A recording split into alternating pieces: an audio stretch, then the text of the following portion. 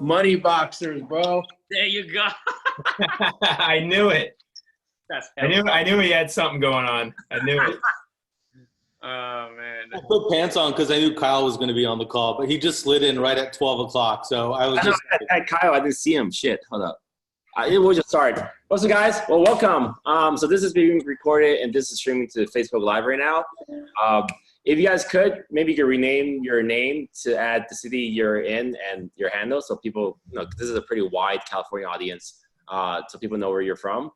And pretty cool to be able to get all you guys today, because in real life this would probably never happen. You guys would be out on appointments. So yeah, so we're here today to just really talk about the real estate market in California, and then we had a couple key points, like what are you guys doing to adapt? How are you calming your clients? Where do you see the economy going, and where do you see prices going? Any order, anyone. Maybe you, Kevin. You're in my top left corner. All right, how's it going, guys? This is live, right? I'm Kevin. Pleasure to be here. Thanks for the invite, Penny. I think with the market right now, I mean, I just looked at all the properties that came active last week compared to 2 weeks ago. I feel like there's a lot more properties coming on the market right now. I mean, regardless, people still need to sell over here. I'm not sure exactly what's going on with San Francisco, but at least for Daly City, I see more properties going live on market. I see a lot more sellers who are receptive on selling. I mean, regardless, like I said, they still need to sell. With my experience personally, a lot more buyers are reaching out to me because they feel like 2008 is going to happen again. And they feel like, oh, 2008 is going to happen. I can start putting offers on this property for extremely low price. So part of our job, or my job and my team's job, is to educate them and letting them know that that's not really going to happen. But you just got to give them set the right expectation, letting them know that, hey, you can still get a pretty good deal. For example, a 2-story home, typically it goes like between 15 to 30 offers in here, depending, right? With a potential ADU. Right now, we're receiving about 3 to 5 offers for those properties. So there's more opportunities for the buyers. It's kind of in terms of buyer's market and seller's market, it's kind of evening out at this point right now in Peninsula. Anyone else have some comments to share about their market? Herman, we want to hear from you. No, I agree with Kevin. So I think there was a really big knee-jerk reaction when COVID hit maybe a month ago, and there was just this hysteria where sellers just took their houses off the market because they didn't know what was going on. And now I think things have kind of calmed down. We're still in the eye of the storm, so we have no idea where it's going to go. But I just think people have gotten used to living in this new world order. Life is still going on. To Kevin's point, life has to go on. People still need to buy, people need to sell for various reasons. And I'm seeing an uptick in inventory. And the buyers who are kind of like circling have started to come back, because I think half of them think they're going to get a deal, and the other half are compelled to buy because school is starting, divorce, death, whatever it is. I mean, life is so going back to quote unquote normal again, whatever that means. So I'm not really. I feel a lot more calm now than I was maybe 2 or 3 weeks ago, because I feel like I just think with it, after SIP is over, there's going to be an influx of inventory from the sellers who took their houses off the market, and the buyers who've been waiting. This pent-up demand is going to be hitting once SIP is lifted. So it'll be interesting times to see what happens next month. Yeah, exactly. I agree.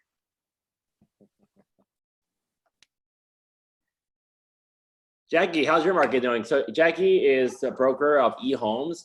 I think you guys are doing about 300 deals a year, somewhere around that. Maybe you can confirm, because you guys have the Zillow offers count. So what are you guys seeing in the market right now in Chino, LA area? Was it? LA. So when I'm in a little bit of LA, we're in a really interesting area where we're right in the center of like corridors of Orange County, San Bernardino, LA County. And in our market specifically, people are still buying, people are still selling, but these are the need to move clients that we're helping. We had 40 openings last month. Out of the 33 made it through. So we're still in escrow on 33 of those. I was looking at the market this morning. I wanted to share my screen, but I won't right now, later on maybe. All price reductions. So it's very interesting that I can have one. I don't know if anyone saw the Inman post today. I cried last week. I don't know what you're doing with your screen, Kenny, but I usually do multiple offers, the pre-market You don't review offers until that following Monday, and then you'll have your multiple offers, right? Expected that for several listings launched last week. It hit on 2. The other 3, however, nope. So a lot of flaky buyers thinking they can get a deal, or the very serious buyers that are looking to move. It's one or the other. It's both sides of the pendulum here. Yeah, I agree with Jackie. We're seeing the same thing here. You know, you've got buyers that are all in right now, and it's a personal reason for them why they're buying. And then you've got a handful of others that are on the sidelines that want to wait. You know, our approach is that that's the right decision for both sides, right? I think more so than ever, purchasing a home is personal. It's always been personal, but now it's very, very personal. That personal reason is what's really driving the buyers right now. Yeah, so this is Raj Qsar with the Boutique Real Estate Group in Orange County. And we're kind of that little slice of heaven between Kyle, Jackie, and is anyone in LA here kind of thing. But when this hit beginning of March, we were like, what the? Like, it's like wartime. I mean, I think we were a bit of an early adopter because we shut our office the first week of March. And so immediately we had 20 escrows just back out. People were scared of the market. They were losing their funds. They didn't want to be out and about. They didn't want to risk themselves, their family, or anything like that. But it's definitely settled down a bit, just a bit. So people are getting into the groove of things. And I feel like buyers are coming back onto the offense now, and they're playing some offense. And our listings, we lost a bunch of listings, but we did list some beautiful, like gorgeous homes, but we're not getting the traction and the showings there. We've got videos, virtual tours, everything happening with those listings, but still not a lot of uptake on those listings right now. And Raj, you're not entry-level market. You're more higher price point, right? Well, Jackie, we do a little bit of everything, for sure. A little bit of everything. But we do some really nice high-end properties as well. Every once in a while, he slums it with like a $1.5 million property is what he's saying. Yeah. Context to like the people that are talking. So that's your market. You know, my market, I'm in a really good market. I live here and I love where I live, but I'm entry-level price point. So a lot of suburbs, a lot of tract homes in my market. Yeah, and just for clarification for Kyle and Jackie and everyone else on the call, we'll do anything. Like we have a couple lots in the desert right now that are 250,000. Two custom lots next to each other. So we do have that, but we also just listed one that was 8 million, one that was 3.5 million, and we have one just for Kyle at 1.5 coming up next week. So we do a little bit of everything, a little bit of everything. Kyle, what are you seeing in San Diego? Yes, I mean, in San Diego, the big thing is the high end is all but dead right now, just with a lot of the jumbo lenders pulling out, the non-QM loans pulling out. We're seeing a big hit on the high end, but the median price, the entry-level price point stuff still moving. I think those people are less invested into the stock market, so they're not as concerned about the volatility there. They're doing FHA, VA loans, which aren't really affected at all right now. So we're just doubling down on that entry-level median price point stuff and shying away from the higher end. And if you're watching this, like if you're running ads on things like Zillow or pay-per-click or whatever the case may be, like make sure you're watching your analytics on that stuff, because I promise you, if you look at it right now over the last 30 days, and you've got zip codes like for Raj, if he's running ads in Newport versus if he's running ads in Anaheim, I guarantee you he's getting a much better return on his investment in Anaheim right now than he is in Newport. The lead flow is falling off a cliff on the high end right now. And so if you're running a lot of ads on high end, you might want to take a look at your spend and maybe shift that over to some of the more median price markets. I love that point of view. But can you guys confirm what banks are still doing jumbos? Because I still think B of A and US Bank are still doing jumbos. Is that confirmed by anyone? Anyone know? Not sure. All I know is jumbo. I think you can only go up to $1 million now, from what I know. I tried doing it with several clients last week, and they're not allowing it. Personally, I don't know.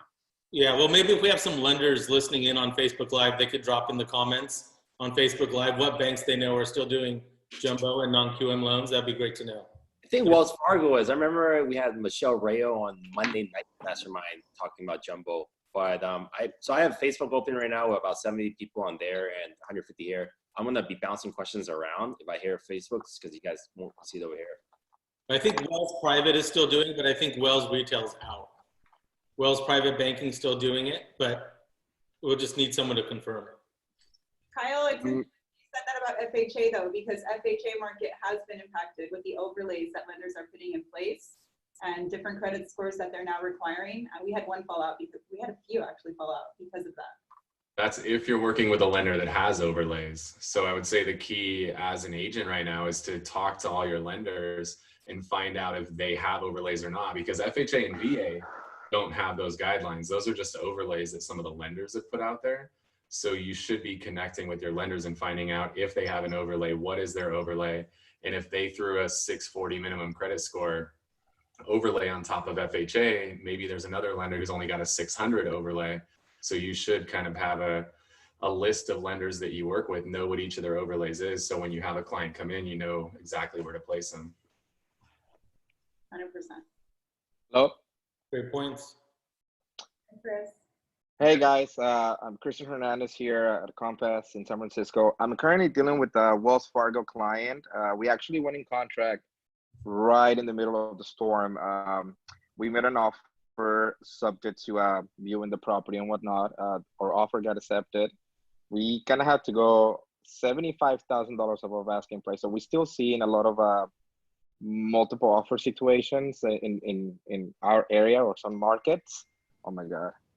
And Wells Fargo requires a minimum of 20% down payment for a jumbo loan. We went in contract at $1,250,000, and but my client has to have a balance sheet with Wells Fargo with a $250,000 minimum average balance. So there's still plenty of buyers out there looking for a deal, and some of the people that still have the ability to purchase a property, they're just gonna looking for the new options and for the better home and whatnot. So we're still seeing a lot of multiple offer situations. I personally deal with a lot of investors, and I will say 90% of my investors, they're still actively buying. They're just readjusting their numbers.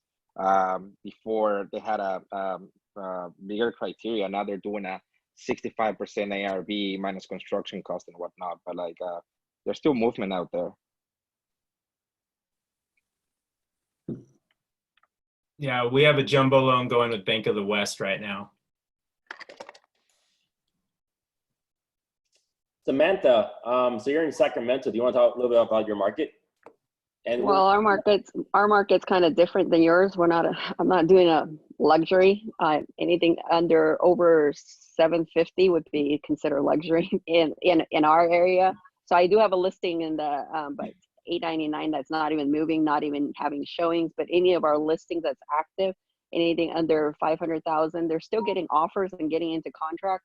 I just tell agents that really want to show it, make sure you have gloves on, masks on, sanitizers, and go in with precautions with their clients. And their home inspectors and all the vendors are still working. They're just being very mindful. The realtor stays in their car and, they do their stuff, and, everybody's very cautious. Our market's still moving. I mean, just looking at the 24-hour watch, almost 200 homes came on the market last night within 24 hours. So we're still moving. We're not supposed to be working, but there is sellers that want to sell. I know I have a listing coming up in Roseville. The seller goes, I need to sell my house, or else I'm going to be penalized. I'm going to be losing so much money. But, with the new COVID addendums and stuff, we have to be mindful in telling our sellers. I'm just going to tell her she needs to move into her trailer and leave the house vacant. It'd be easier, because if it's occupied, it's really hard because a lot of agents won't show it, or a lot of buyers don't want to see it if she really wants to see it. So it's being creative and what you can do, asking her, where else can you go to this shelter in place, and leave your house, leave it completely empty, take what you need and just leave it and not be there for the duration of the showing. So, if sellers want to be, it's in a hardship and they need to sell, that's what we need to do. I know I'm getting text messages from my clients' tenants and stuff.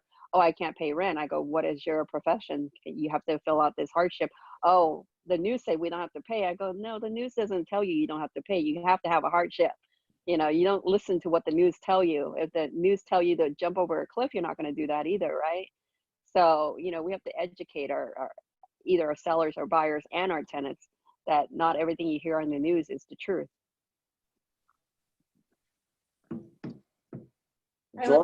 Jordan, how are things going in the South Bay, in the San Jose area? You guys have a pretty high average sales price. Oh, you're on mute, Jordan. There we go. Thanks, Kenny, for having me today. I'm located mainly in Santa Clara County here in the Silicon Valley. Yeah, our average price point is a lot higher than the majority of areas. I mean, 1.2 to 1.5 is a very standard entry level 1,000 square foot home here, which is just crazy saying that. But I mean, the beginning of the year was super hot. I mean, multiple listings of mine had 20 to 25 offers on them, selling $300,000 to $400,000 above list price. And then all of a sudden, when this thing hit at the beginning of March and our shelter in place went into effect, things kind of went dead. For example, I had one that I put on the market at 1,288, which was realistically a $1.35 to $1.4 million property going into this thing. It was the last weekend that we were able to have open houses. We went into contract that first week twice with 2 different buyers. Both buyers got cold feet before putting in their EMD. And then my investor told me drop the price $200,000. This was when we were still technically not deemed essential. Regardless of that, there was 15 showings in 24 hours and 11 offers that came in, but still that property ended up selling just over 1.2 when it was a 1.35 to $1.4 million property before this thing struck. I put 3 new listings on the market in the last 5 days between $1 million to 1.5. And I mean, most of them are stagnant, to be honest. I mean, there's some showings that are taking place there, but I mean, stuff's coming on the market, but stuff's not selling as aggressively as it was at the beginning of the year. So I think that if you're primarily a listing agent, at least in my area, you need to set that expectation with sellers that these price points from February and January might not necessarily be realistic, and your pricing strategy today can't be pricing under market value and expecting multiple offers. It needs to be closer to our 2019 market where we price things accordingly, where close to where that expectation of sales price was. But I think that's going to change once our shelter in place gets lifted, in regards to the fact that there's a lot of buyers that are going to have pent up demand. Interest rates will still be relatively low, and so they're just on the sidelines right now. But also you have probably the most motivated buyers in the marketplace too, that are actually out looking at properties during all of this, but they might not be the most aggressive ones that were paying top dollar beforehand. But there's still stuff moving, obviously, but it's not as aggressive as it was at the beginning of the year. I can speak to some listings. So my team has put 3 on the market so far since shelter in place. We had one in Newark at Bridgepoint Drive last week that's done really, really well. We had maybe 5, 6 virtual showings a night on average, where the seller walked them through their properties. And yesterday we received a total of 8 offers. So we sent out offers to the top 3. It's kind of shocking that we were getting that much activity, but I think it's because this property is just miles away from Facebook campus and where Tesla would have been. But we have 2 other more entry-level properties that we brought on the market: a condo in Oakland Hills for $500 and a house in East Oakland for about $500. And those, we've only had 2 showings in the last week. So I think it's really, really dependent on the type of inventory. If the type of inventory you're bringing on the market, there was a lot of it already. It's not, extra special, and I'm not sure it's going to be getting a lot of extra action.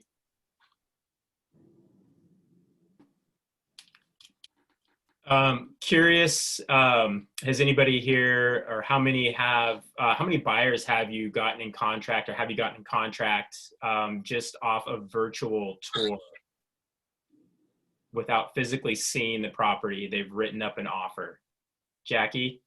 Tried that on 2 of our listings, and both of them we needed to actually, but we got an offer after they saw it. Yeah. just from seeing it, not physically, but virtually? Did in our private remarks, we put we're at home. This is when we were home essential. We had put that in our private remarks, to not show any homes, only virtual tour, submit subject to interior inspection. Yeah. 7 days with, so we had to.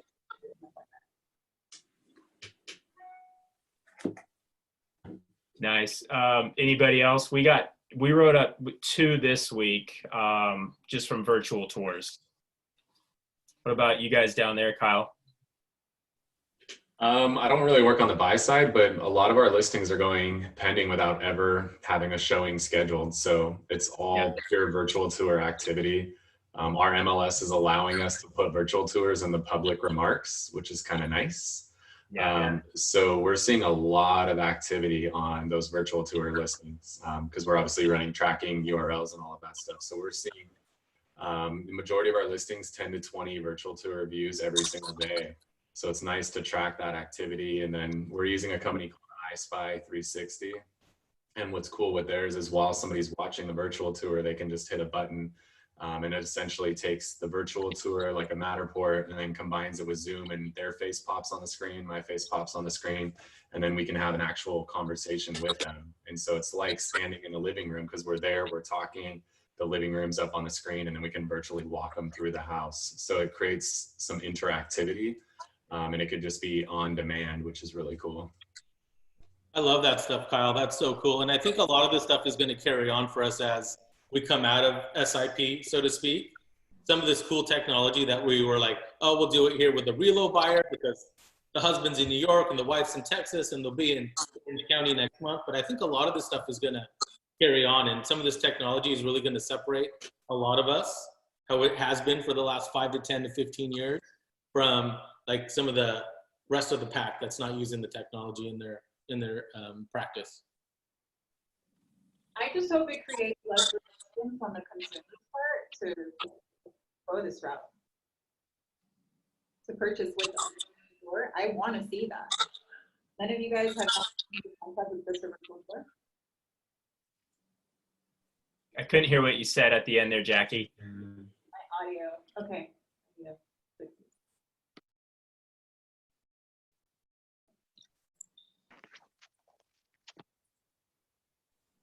Yeah, I totally agree.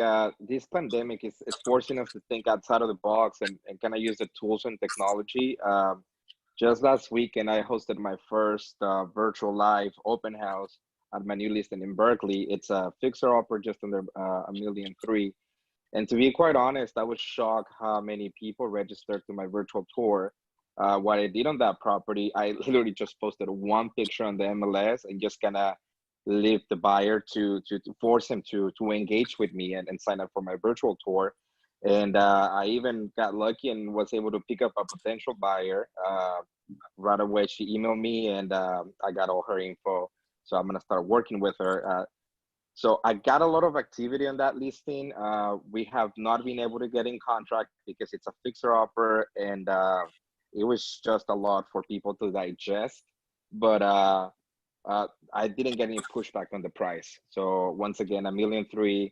I have about 20 disclosure packages out, but the main pushback that I have on that listing was just the amount of work that property needed.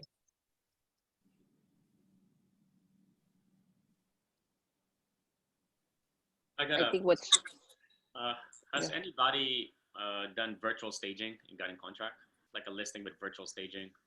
Yes, several times actually. Oh, really? So, yeah, I did one. Actually, here's a little warning for you. Actually, so I took this thing out in Antioch, which is really, really far out in the boonies for me. It's really over there. No shade against them or anything like that. Not my area typically, but it was an investor client of mine who I've known for a long time. So I took it. It was vacant, so she didn't have any budget to stage it. So I hired I think it was Box Brand, and they did an amazing job. And then one day I get a call from an agent who, are you hearing some feedback, by the way? Someone's phone or something is, I'm hearing like clicking noises. Sure, Herman. Okay. So we did a really great job virtually staging it, but I get a call one day from the agent who says, oh, I'm here at the property, but there's no lockbox. And I had a lockbox in there. I said, well, it's there. Everyone else has been showing it. And she said, well, there's no lockbox, but the door's open, so I'll show it. So she walked in, she showed it, and she texted me back, she was gonna write an offer. But I knew something bad had happened because there was no reason for the lockbox to be removed, and there was a combo lockbox that was gone too. So I think what happened was that we had like virtually staged it so beautifully that it was hit. People went in there, broke the lockbox, thinking they're gonna steal all the furniture, and there was nothing there. That happened to me twice. So I mean, just it's not a warning about staging virtually, but I mean, it can happen. It's crazy times right now. We did sell it though. What are you guys doing as far as price point? Are you guys still going a little bit under market value, or are you guys going transparent in pricing? Fairly transparent. I was thinking about that this morning. I have to change. So I've been trying to stick to it just under market value, but I honestly think that we can't do that anymore. Not just under, it's going to be at fair market or even just above, because things are going to sit. Has the appraiser affect you guys at all? Because I had one. I've never had an appraisal come in low. I had one last week that came in $10,000 low, and I'm not sure if the appraisal even went inside. And you know, how do we even rebuttal appraisal that where they're only allowed just to do drive-bys outside, not go inside, and not even giving you the justified value? Has anybody else come across that? Well, personally, me, I've actually had one appraisal. They barely checked the property. They just went in there for like 30 seconds and they appraised the property like more than what my offer prices are, you know, my client's offer prices, which is really surprising. This is in Daly City. That's good. Yeah, so I feel like with appraisal, I think they still check the sold comparisons. They still check the normal carbon monoxide. There's no illegal, you know, like no illegal kitchen. Everything else is, I think it's pretty normal for them still. I mean, I haven't seen any drastic. I mean, for all the properties that got in contract this past 2 weeks, you know, when the lockdown happened in California, I mean, none of them are pretty much closed yet. So we like the significant difference of like the close-up S, you know, like what's sold in recently, it's not there yet. So everything the appraisers are basing it off is the ones that sold before the lockdown. So yeah, we're still doing pretty good when it comes to appraisal overall.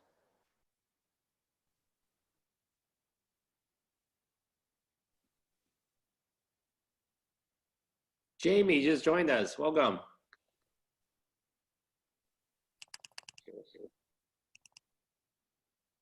Jamie, can you hear us? Yeah, I can hear you. Cool. Welcome. So Jamie, you're from LA or Beverly Hills or where? Yeah, so I'm from Los Angeles. I work in Southern California, so all over Los Angeles and Orange counties.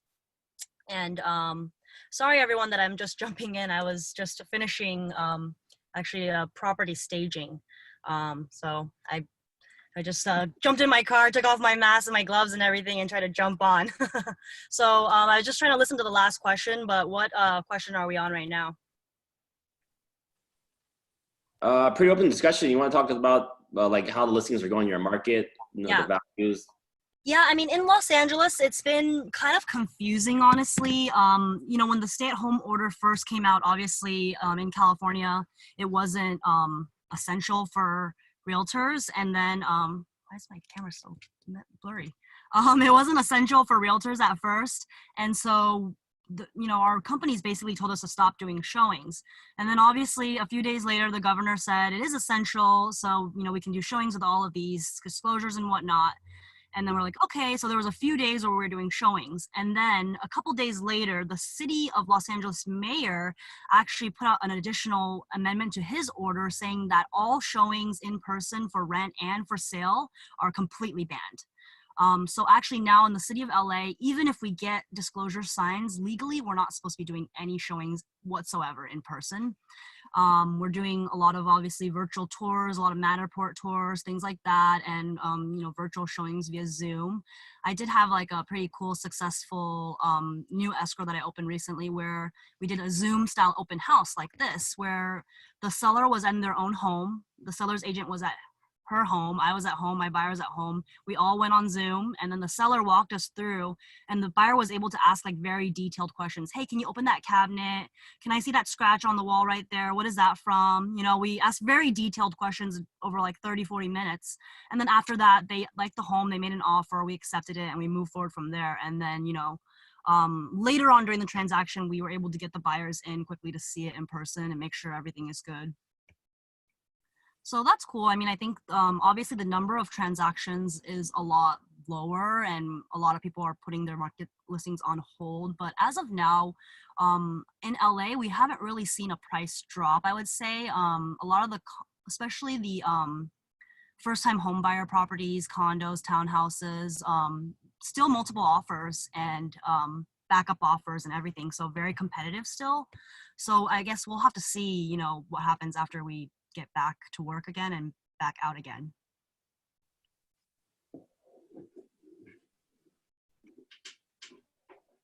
Yeah, so anyone else have any comments or questions or anything like that?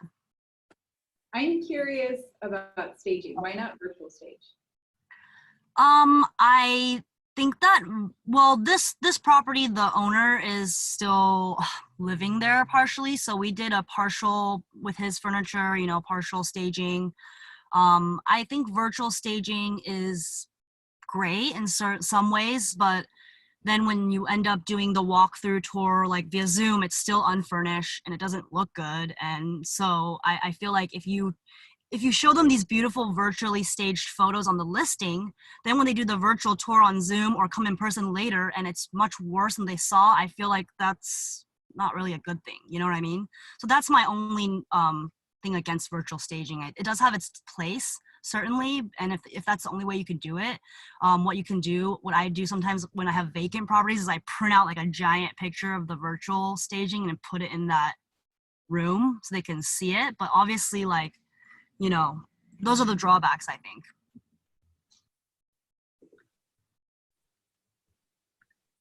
Does anybody have experience? You know how we cannot sell properties or show properties that are on the market that's owner occupied? We cannot show it until like May 4th or something, according to Gavin Newsom. Does anybody have experience with, like, what if it's like an off market property that's not on MLS, it's owner occupied, sellers like, I need to sell it, you know, like, you know, we're gonna take extra precautions, because I just experienced that and I don't know what to do with it. There are no showings allowed for SIP of the governmental order, so there's no getting around it. So maybe you can just offer them like offer subject to inspection, or after SIP is lifted. I know there's no other way to handle it. I mean, the law is very clear. There are no in-person showings for owner-occupied or tenant-occupied properties. So just give people an option to write a longer escrow or a longer inspection period or something. I mean, unless I'm wrong. Yeah. Yeah, so we're a little different in Orange County, so we don't have that strict of an SIP yet. So we're still able to do that, but all of our lenders are recommending 45 to 60-day escrows right now. So, and with all the new CAR forms that we're dropping in to our contracts, that's also just getting everyone on the same page. And again, all that stuff is it's got like a hold harmless in there.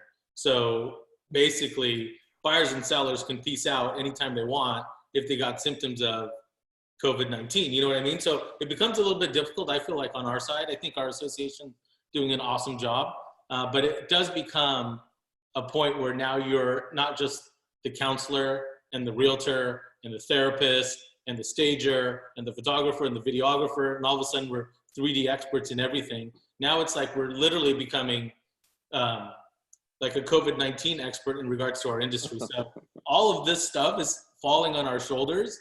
And it's like almost more than it was before, you know what I mean?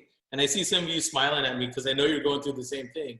But it's these conversations that we're having now with our clients are long, exhausting, and the conversation you're having leads to 30 or 40 more questions that we need to follow up and figure out. And I don't know if you guys are feeling the same thing. I think it's about using our best judgment too, though. Obviously, we need to follow the law. We need to follow the law. But I think there's a gray area that hasn't been touched by the law. So there's a huge area that we need to use our brains for and actually see what we're doing. So something we didn't touch on, CAR form. So everyone's using the PEAD for anyone entering their listings, correct? Yes? Yes. Everyone's Yes. watching? Because I have agents calling all the time and showing we request that form. And on vacant listings, people that need to move, that we vet really well. So they don't even know the form exists, a lot of agents. So if you're watching, please look into all of the new COVID forms on the CAR website. A lot of people are asking for the CVS codes.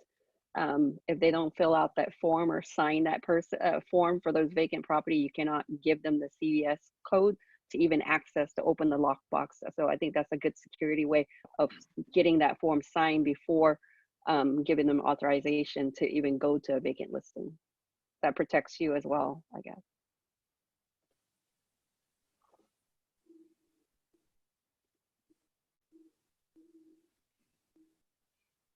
You guys want to hear something funny? Yeah. Can you tell I don't like silence? So one, Kenny knows this story. We happened to be on a happy hour. And this happened, I almost cried. All right, we had a question come in from Joe Franzo in Contra Costa. All right, what are you guys thinking about your marketing? Are you guys doubling down, coming back, about the same? Are you talking about marketing expense? Yes. I took the #1 and #2 spot in Zillow and 94015 zip code. I'm putting it into one now. And we're, blessed that Zillow provided us 50% off, I think nationwide, for all the Zillow people who pay ads with Zillow. So instead of having 2 accounts, we consolidated it into one. So saved like $1,400. With Yelp, I toned it down as well. Mailers, we do about 5,000 mailers per month in Daly City. I paused them all at the moment. Right now, what I'm mainly focusing on is technology. I'm using Property Radar. I'm using MailChimp. Learning, watching Kenny's stuff inspired me. I want to do more. MailChimp, slide broadcast is, you guys know what slide broadcast is. If you guys don't, just message me. Property Radar, Agent Legend as well. I'm learning more about that. So everything online related, and mainly, Facebook, shit, it's free. Like Instagram is free, LinkedIn is free. Man, just post stuff in there. Just bring the contents, Yeah, so I lower it down by a lot. I think I saved like 70 to 80% of my costs. Oh, Zillow. Yeah. You're wearing a Zillow shirt. Oh, good. Yeah, I'll chime in on that real quick too. I may be the exception here, but I've actually ramped up all my marketing and prospecting stuff as far as mail and farming is concerned and non-owner occupieds. I have about 3,000 pieces of mail going out in the mail every week now, comparatively to 1,500 before this thing started. I think that one of my big reasons behind that is that there's still going to be people selling property, and maybe if a financial crisis has happened to some of these people and they own investment properties, the investment properties might be the first thing that they offload. So you want to be able to put yourself in front of as many people and collect these leads during this time period. And then, because my thought is that the real estate market is going to be very strong with buyers and sellers once this shelter in place is lifted. So if I'm not ramping up my marketing or doing what I'm doing already on a consistent basis, then I've taken a step back once we get to new normal, because people forget your name so quickly, right? And so all of my farming stuff, everybody gets hit every 2 weeks, and between flyer drops and mailing, it ends up being about 10,000 homes every 2 weeks. Obviously got to be a little more mellow on flyer drops right now, but that just changes to mail instead. So, I've ramped everything up with the expectation of filling a bigger pipeline so that everything is ready to go once the shelter in places get lifted and the new normal comes back to light. Jordan, what's your messaging look like on those pieces? So I've stuck mainly to a lot of just the market update and included stuff about if you're curious about how COVID-19 has affected the real estate market, feel free to let me know. A lot of owner-occupied stuff around here. I know that our nurses and healthcare workers in the hospitals have started this drive where they pick up PPE supplies from people's houses. So I put that flyer on my flyer as well, just advertising that, hey, our healthcare workers and nurses need these protective items. If you guys have any, they'll come and pick it up from your door via this email address. So I think providing something of value there goes a long way as well, so that it's not directly just your marketing piece. But I mean, there's only so many of those flyers that you can send out, but also like I put one with a bunch of small businesses that are still open for takeout. And so there's still that market update piece. And then obviously all the mailing around my listings and pendings and coming soons. But farming is more focused towards, let's see if I can try and support these small businesses and support our healthcare workers. And then it's at least a more positive message being put in front of these consumers, like you're involved in the community, than it is, hey, let's list your house right now, right?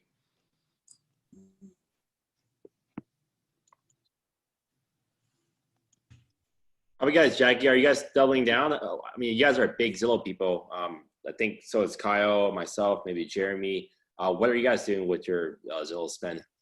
Double down on effort. Your expenses don't have to increase. If anything, your expenses right now should be decreasing, but double down on your effort. So right now, really connecting with people, cleaning up your database, make sure you're touching people, providing value in really inexpensive ways.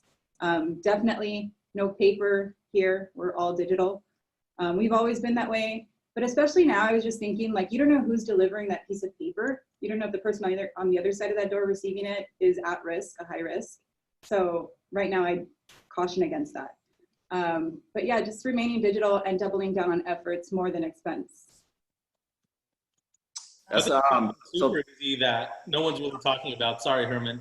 I'll do this one real quick, but just community groups on Facebook. I mean, we're managing a group. It's got 3,500 people in it. The engagement's been literally through the roof. I mean, people are just so online right now. And some of these community groups maybe that we started years ago and really didn't engage in, those are really coming back to life and being a great place to connect with people, and super, especially if you're providing value and it's not hearsay, not rumors about these are the symptoms, this is what's happening, all that kind of stuff, but more so, how can I help? Who needs help?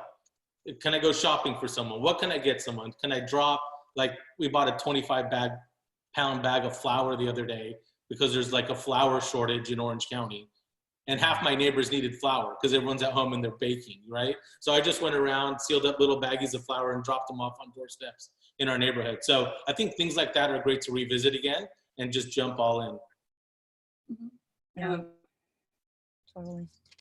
I think I've kind of like reduced some of the spending, not purposely, but because I've had to. Like, I spent a lot of money on postcards and mailers as well, but our company actually has our own print shop, and the city of Beverly Hills shut down the print shop because they said it's not essential, and they won't allow us to do any more marketing mailings because they said like it's not like marketing through USPS right now. They deemed it as unnecessary, so they shut us down, and we're not allowed to do that anymore. We also are no longer allowed to do LA Times ads. I don't know why, but they shut that down for now as well. So we're just trying to do a lot more, like Jackie said, like in-person, personal things. So like one thing that my broker challenges us all to do is go in your phone and text everyone in your entire contact list. See how many leads or like deals that you have lined up from just that, just talking to your past clients. You know, everyone's thinking about possibly listing or possibly buying soon. So just make sure you're at the top of their mind and reach out. Just, you have time right now. So just say hi to everyone. Hey, how are you doing? Hope you're staying safe. That's it. I did that to probably like 100 people on Monday, and I was busy until like midnight that night responding to everyone. I mean, it was crazy. So I encourage everyone to do that because I think that's, you know, what you got to do right now. Yeah, I agree with Jamie 100%. And plus, I mean, right now, people are more receptive than they've ever been, right? They want to respond. They want that connection. And for us, that's what we're doubling down on, is just keeping that rapport, building that pipeline, checking in, not even mentioning real estate. Like Raj said, just checking in with people, seeing how they're doing with this, if there's anything we can help them with. And, you know, they'll mention real estate at the end of the conversation, but I think the number one thing that is a big takeaway from this today is going to be building rapport and reaching out to people. I'm a little different. I don't do any Zillow or Yelp or mailers or flyers. And so for me, I don't really have a budget, but what I am doing is I'm using this time to kind of reevaluate myself. Like, since I'm stuck at home, if there's any time to rebrand myself, this is the time. Because I have the time now to reassess like my past business, how I want to represent myself once we emerge from this whole COVID mess. So I'm using personally, because I know people are watching this out there who don't, because you guys are like top of the creme of the creme. Most people don't have the budgets for the Zillow ad. It's like really, I would say for the average agent out there, use this time to like rebrand yourself so that when you emerge, you're stronger and you have a more presented, well-polished image. I mean, that's my tip. So I have something to share that. So for me personally, I have not cut back on any marketing. But I've been probably quadrupling my efforts. You guys can see, I mean, I put on 3 webinars this week already. I am hosting, I'm literally just trying to put as many of these together as possible. So we have 6 events and I'm really just gathering people first and then throwing them in the right box. So like Monday, we have a tech talk. I'm having kind of like doing like an admin, new kid on the block, startup alley thing. And on the 17th, we have some really great people speaking with us, like Daniel Winkler, Hilda Ramirez, Belfort, just like, so I'm really just picking, just trying to set up at least 1 webinar a day to get back to my community. Because me, a lot of my business is agent to agent. You know, I've recruited 4 agents during this last couple of weeks without even actually trying. So I'm just constantly trying to bring myself out of this crisis. As you know, I do social media a lot, but it's kind of like secret. I just do Instagram. But now, like, I'm able to use this big platform to share what we know. Huge shout out to Kyle last week for putting me in the Be Different Mastermind. That thing got like thousands and thousands of views. So after that, I picked up like 200 or 300 followers on Instagram within the day. So I'm trying to now be a platform and be a source to help other people grow their businesses. Like yesterday, we had, who was it? Jerry Beverly, Chris of Florida, had their first presentation, their webinar ever. And then tomorrow at 5 p.m. Wait, no, actually tonight. Is it tonight? No, tomorrow at 5 p.m. at night, Katie Day at Cool Banker, Franco Perez, in Silicon Valley and Kenneth are going to all be teaching agents how to do and start video marketing. So like, I've never seen any of them presented before. They're really good at what to do, but they've never been showcased. So I'm using my time to bring this, what I'm doing right now, to other people, and hopefully this becomes the norm. Thank you, Kenny. You're welcome. I'll share a little bit about marketing. Hi, everybody. I'm Elmer Morales with eHomes. I'm going to go touch a little bit on what Herman was talking about earlier. We've taken a lot of this time to clean up our marketing. So for like a lot of the team brokerages, maybe they have some automated text campaigns, email campaigns. A lot of the times we set those and we forget about them. So we've taken, we've kind of taken the time to go back, visit our text drip campaigns, added video, really clean those up, jump into our email drip campaigns, modified them, and then also 10x them. Made sure that we were delivering the messages that we intended to deliver when we originally started with those drip campaigns. So Herman, that for the agent that maybe is maybe only doing 10 transactions a year or 20 transactions or 30, whatever it might be. You want to go back, revisit all those campaigns that you have off of your CRM.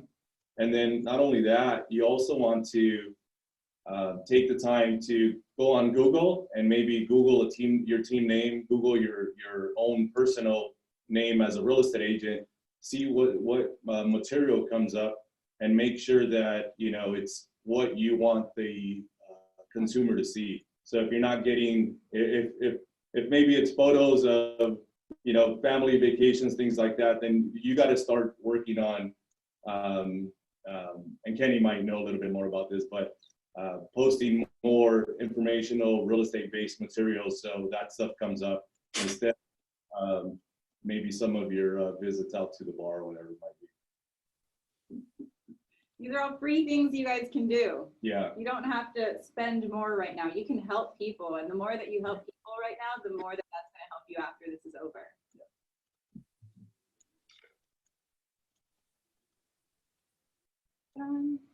Let's talk prices. Where, I mean, coming out of this, where do you see prices at in your market in the next 30 days and in the next 90, and then, you know, and then 6 months from then? So, well, I guess that's the crystal ball. Right?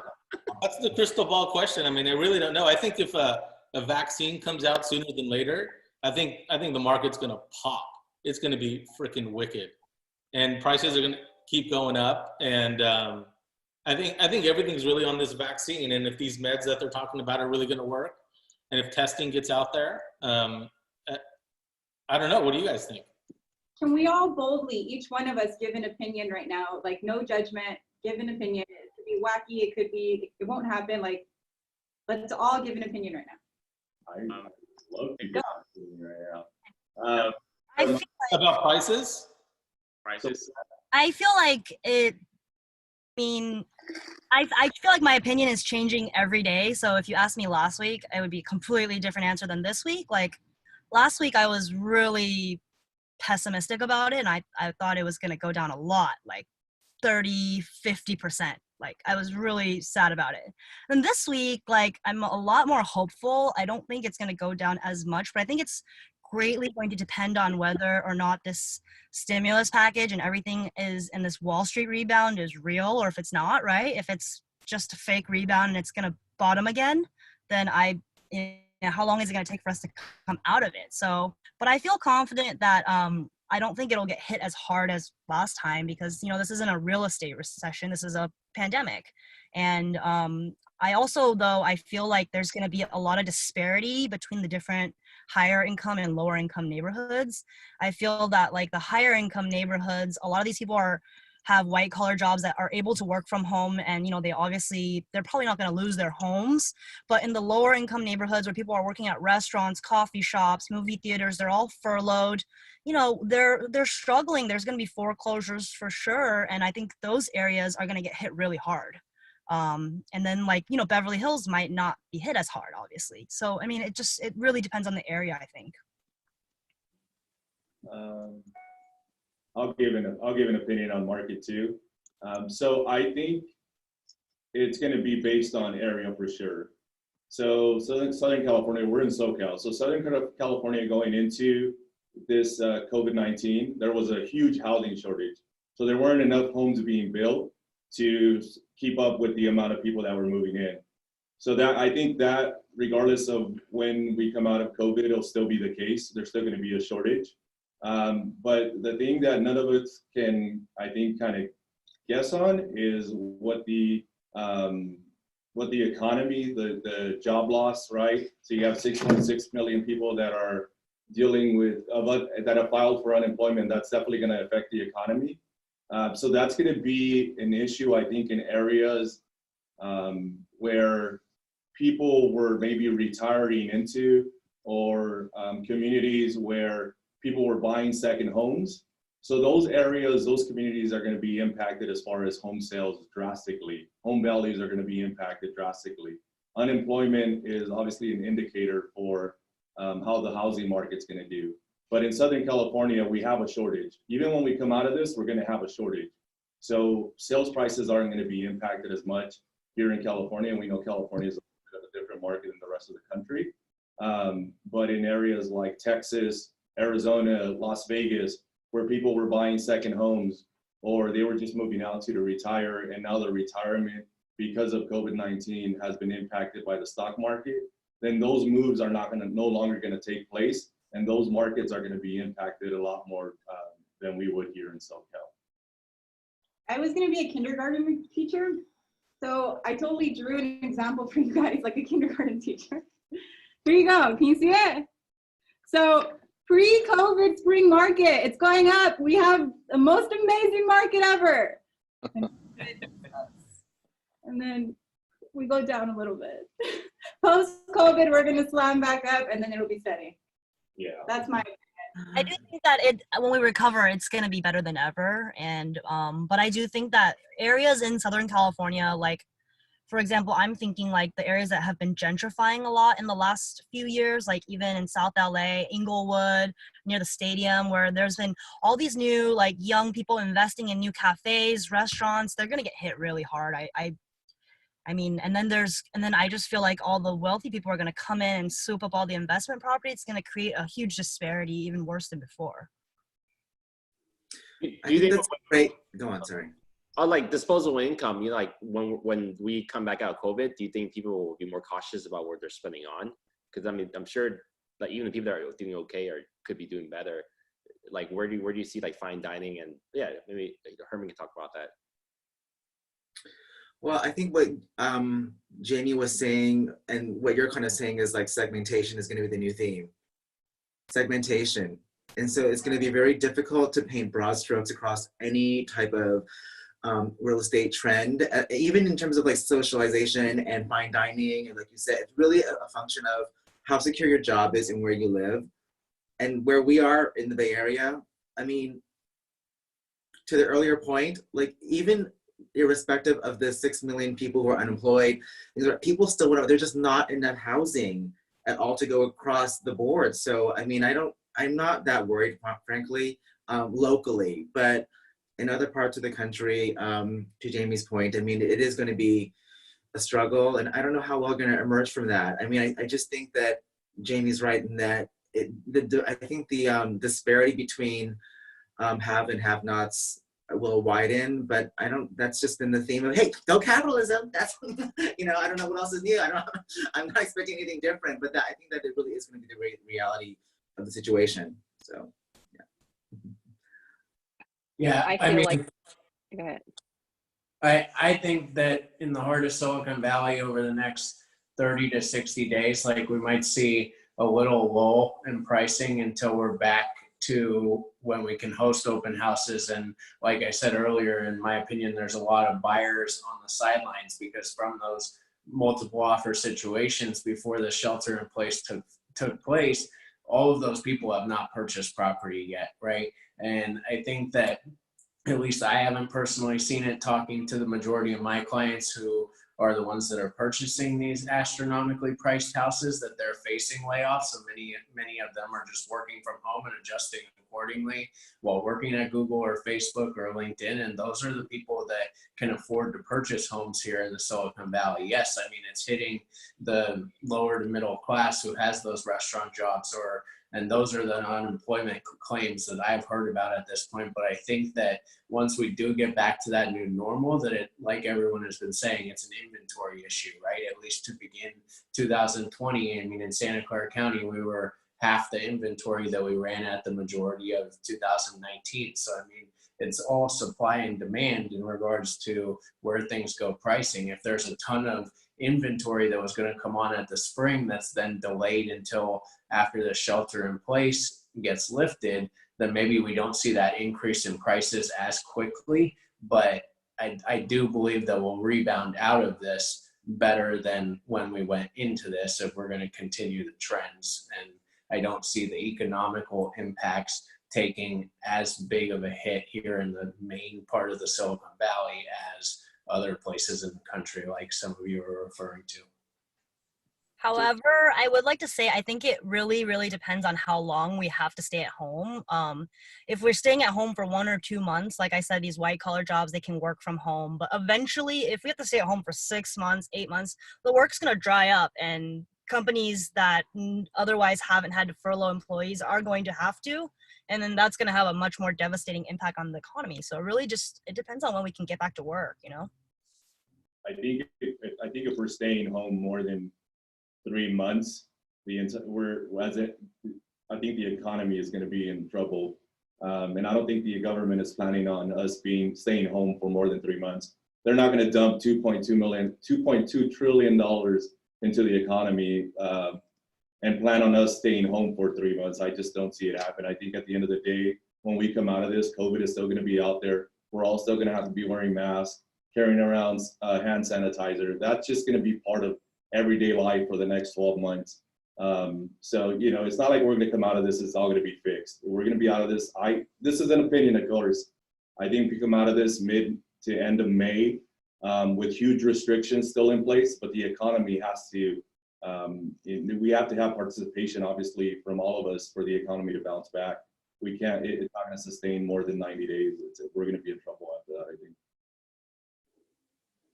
You guys think the elections, so what I've seen, I mean, I've been to in election years, real estate gets pretty quiet around like October and November. People are just hesitant. I don't think elections actually has any long-term impact on prices, but people just want to hold off. With now the squeeze in the market where we only can shop for June, July, August, September, do you think people will still actually be active during the election period? Yes. Yes. I think people are checked out of the election. That's a non-story right now. I mean, there's only one story right now, and that's COVID, Corona, you know? So I don't know. I don't think it's gonna matter very much. I think people are just checked out on that. I think with all these COVID shelter in place, Sacramento is going to be, I think we're going to be busier than ever. A lot of people from the Bay Area or Southern California, even from Seattle, I'm getting phone calls from buyers that's interested in buying because we're still very affordable right now. So I tell my team, gear up because you're going to be getting busy after this shelter in place is up. So that's one of the advantages we have right now in the Sacramento, Placer, El Dorado counties. We have almost 1,500 homes right now for sale, and only a handful of them are pending. So a lot of people can't show. So there's more that's been on hold or inactive right now. But as soon as this shelter in place is lifted, I think Sacramento, Tri-County over here in the Northern California on this side, we're going to be very busy, even with a lot of buyers are taking advantage of the low interest rates. So listening to all you guys, I'm thinking bigger here in this area. So thank you for everybody's input. What we were talking about, sadly, everyone that loses their job, if they're not able to make their mortgage payment, there's going to be a lot of sellers, and there's going to be equity sales. Prices are not going to go down because people are losing their jobs. Even before the shelter in place, I saw all these Asian restaurants were all being empty. People were afraid to go eat in all these Asian restaurants, from dim sum to all these little mom and pop shops. They're all empty, and I feel so bad for them. All the owners, like, we have $30,000 in rent and no one's coming in. You know, you're going in rush hour. Before, it was at a line out the door and there's no one going in there. Back in March and early February, this is already happening. And now with all of this, they're all just shut down because why even open if no one's going to come eat in their establishment? That's really, really sad. It's like why I'm promoting more of all these restaurants in the neighborhood that's open. We need to go out and support them. You know, buying takeouts, they're all taking precautions at the door. They give you your order. They're not, you know, they're taking precautions. So, you know, if you guys see a mom and pop stuff, try to support them. I mean, I'm doing my share by buying masks and donating to the healthcare, but we can buy food from some of these mom and pops and donate it as well to these healthcare workers or firefighters that's actually putting their lives on the lines. I think that's something that we can still do and be in the community and giving back. Yeah, the things that I think we need to really be focused on right now is you have to watch what's happening with your inventory. There's plenty of homes that are hitting the market right now, but if you look at the number of listings that are going pending versus the number that are going active, it's a huge disparity right now. Yeah. So what that's doing is that's creating a growth in inventory. The other thing you got to look at is that the number of expired, canceled, or whatever people are calling it in your market, that number is huge right now. There's a lot of listings that are getting pulled off the market. So what's happening right now is that you're seeing inventory grow, plus there's what we'll just call shadow inventory, that is all these people who are pulling their home off the market temporarily until this passes, and then those are all going to flood the market as well. So while there might be pent-up demand, there's also pent-up supply that we need to be cautious of. And then the other thing we have to be cautious of is forbearance, because the banks are completely fucking people right now. All of my banks have a ton of different mortgages. Every bank SNAP approved forbearances for me, and they're doing that for everybody. You can just call them like, hey, I'm affected by COVID. Cool, you're approved for forbearance. But the majority of the forbearances that are being approved right now are 3-month forbearances. You don't have to make a mortgage payment for 3 months, but in month 4, you're making a quadruple mortgage payment. Maybe I'm prepared for that. I understand that, but 95% of people do not understand what they're agreeing to. And in 4 months from now, they're all effed because they're going to get hit with this massive bill from their mortgage company. They're like, what do I do? Like, I can't pay you 4 months. If I couldn't pay you 1 month, 4 months ago, I can't pay you 4 months today. So I think we need to be paying a lot of attention to that, and we need to be educating people in our area to make sure when they talk to their mortgage company, don't agree to that. Push the mortgage company to actually put those payments at the back end of the mortgage, not in 3 months from now, to be stuck with a quadruple payment. Because if I don't have the money and 4 months from now, my bank's like, oh, those $2,500 payments you missed, we need all of those plus this month, we need 10 grand now. I don't have it. I'm gonna be like, all right, well, I guess I got to put my house on the market and sell it because I can't afford it and I don't want to get foreclosed on. So we need to be paying attention to that. And really our job is to educate people in our markets of this because they don't know what they're agreeing to right now. One thing that I do with my clients, because like I mentioned earlier, a lot of buyers are reaching out to me, friends, family, sphere of influence, previous clients are reaching out to me saying like, hey, you know, we're ready to buy soon, you know, we're ready to buy, first-time home buyers. What I usually tell them is, I usually educate them, letting them know what really happened in 2006 to 2008, how the market crashed. It was mainly the mortgage crash, you know how back then, like, as long as you can walk, you can pretty much get a loan, you know, there's no income verification back then. But now starting 2009 and going up till, you know, right now before COVID or during COVID still, like, you know, they have to check your blood type now. They have to check W-2, years of W-2. They have to check everything, you know, and I personally think with the market, I usually let them know, like, it's not going to crash the way what happened before, you know. I mean, even though we're dealing with buyers, it's so unpredictable what's going to happen. Nobody has that crystal ball. I usually just let them know, I really don't think it's going to crash. Like, based on you just state the facts why the market crashed 2006 to 2008. I just emphasize that all the time. And rates are low right now. I think FHA loan was like, I think yesterday I found out it was like 3.15 or something, 3.2%. That's extremely low. Like, good for first-time home buyers. But I agree with Kevin. Oh, sorry. Good. I agree with Kevin. The 2008 housing crisis was triggered by predatory private mortgage lending and on regular markets. No income, no assets, negative amortization loans. I mean, there was 110% financing options. And like Kevin was saying, is if you can walk, you can get a loan. Today's market, even during this pandemic, there's a couple of factors fueling our local markets, such as historically low rates and the lack of inventory. I do see some lenders taking some necessary actions to ensure that we sustain a healthy market. And some of these lenders now require like at least 20% down payment. And as I mentioned before, Wells Fargo needs about $250,000 balance sheet. So I think that's gonna help us out to get out of this this pandemic and keep our market super healthy. What do you guys think? I agree. And even with forbearance right now, I mean, you know, with my investment properties in my property, I mean, they pretty much allow, any bank will allow forbearance, right? But after 3 months, it will be a balloon payment. You have to pay all of it. But I confirmed it, letting them know that, hey, you can do a deferment now or something like that after the 3 months. Correct me if I'm wrong on that one, but I've never experienced a market like this. I've been in business for 4 years full time, so I've never seen a crash. But I think after forbearance, it's going to be you can apply for a deferment after that, where they, you know, they back up your 30-year fix and pay escrow. Every bank is different, Kevin. So you'd have to reach out to your client's banker. Your client would have to reach Got out. it. I think the market, the hit that we're going to see won't happen until 12 months from now. Even people that are applying for forbearances, let's say they get approved, a foreclosure takes 9 months for it to develop. So we're not going to see foreclosure. If there's any sort of foreclosures from any of this, we're not going to see it till 12 months from now, right? And then mortgages aren't going to stay at 3% forever. Like, we've been talking interest rates going up. So right now, the government had to drop rates. They had to dump money into the bond market to make sure rates drop, to create some sort of movement in the markets, refinances, whatever it is, right?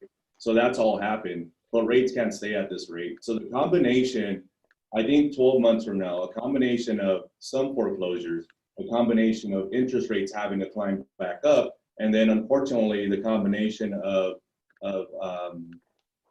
the job losses, unemployment rates still maintaining itself at a high level because it's not going to drop instantly. I think a combination of those three things towards the end of next year is what's going to finally hit our market. And that's where we're going to see a price adjustment. Like we've all known a price adjustment is due. It's due every 10 to 12 years. That's just cyclical. So we're like well overdue. So I think that's what's going to hit the market towards the end of next year. And then we might see like a 10, 15% market adjustment across the country at that point. But it's going to have to be a combination of things. It's not going to just be COVID knocking us down. It's not. We're past that. So we'll see it when we come out of it, but it'll be gradual when we get towards the end of next year. All right, we're right a little past the hour mark. Any last statements, comments before we wrap up? For me, diamonds are made under pressure. If there's no pressure, there's no diamonds. I would focus on productivity over results right now. Double up on calls, quadruple down on compassion. Yeah, that's my statement. I love the compassion part, Kevin.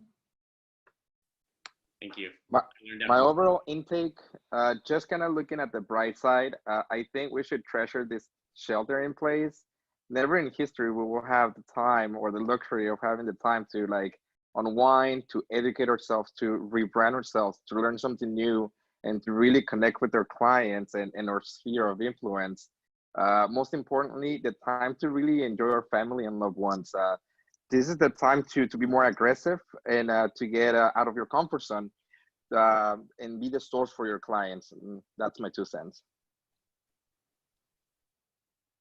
Yeah, I mean, I just want to chime in real quick to end that. I think right now more than ever, it's very important to set realistic expectations with whoever you're working with, whether that's a buyer or a seller, and setting that up, and then go like was said, go show compassion and do things in the community that will benefit everyone. Like I have clients that own a small Italian restaurant, and so the other night, like I texted the 20 neighbors that live by me and got their orders and went and placed like a $600 order and dropped off dinner to everyone's houses. Like there's no real estate involved in that, right? But people are going to appreciate that.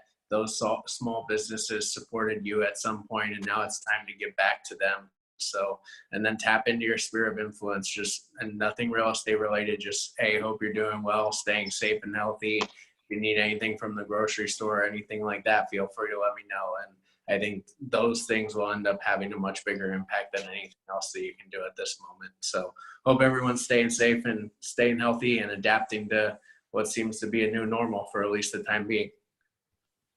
Thank you, Jordan. I so agree with that. I tell my team, if you're starting out, take advantage of your local association. They're offering all these free online training right now, where before you have to pay for to come into the local association to even take the class.